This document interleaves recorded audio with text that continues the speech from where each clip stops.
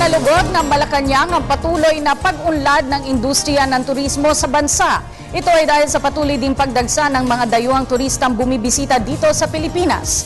Ang detalye sa ulat ni Elena Luna. Dumarami ang mga dayuhang turista na dumadating sa bansa. Ayon sa Malacanang, tumaas ng 10% ang bilang ng mga dayuhang turista. Ito ay kung pagbabatayan ang bilang sa unang bahagi ng taong ito kumpara noong isang taon. Pumalo sa 1.27 million ang bilang ng foreign visitors ngayong taon kumpara sa 1.15 million taong 2012. Ayon sa palasyo, nitong buwan ng Enero lamang ay pumalo na sa mahigit 436,000 ang mga turista. Nagsimula ito ng Disyembre at nagtuloy-tuloy hanggang Pebrero at Marso. This is also the first time in Philippine tourism that foreign visitor arrivals breached the 400,000 mark for 3 consecutive months within the same year and for 4 consecutive months since December 2012. Nangunguna sa mga dayuhang turistang pumupunta sa Pilipinas ang mga nagmula sa bansang Korea, Amerika at Japan. Dinarayo rin ng Pilipinas ng mga turista mula sa China, Taiwan, Australia, Singapore, Canada, Hong Kong at United Kingdom. So we are on target to reach the 5.5 million arrival for 2013.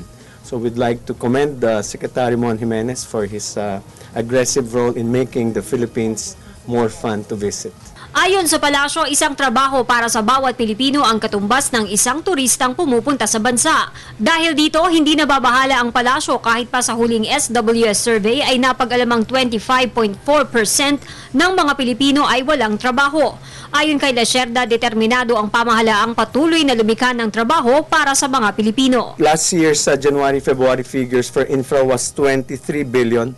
This year's January-February infra spending was 32.3, spike of 40.8% po. So we're creating jobs in areas where where we can generate more employment po. So we hope this will continue, and with so far sa effect naman po, I think malakas po ang endorsing power po ni Pangulo Aquino, at nakikita po ng mga sambayanan ang sinseridad po ng gobyerno to provide services, not only employment but also making sure that nobody is left behind. Patuloy po natin ginagawa to. This will not happen overnight, but the thrust is there, the commitment to better the situation of our countrymen is there. Para sa Telebisyon ng Bayan, Elena Luna.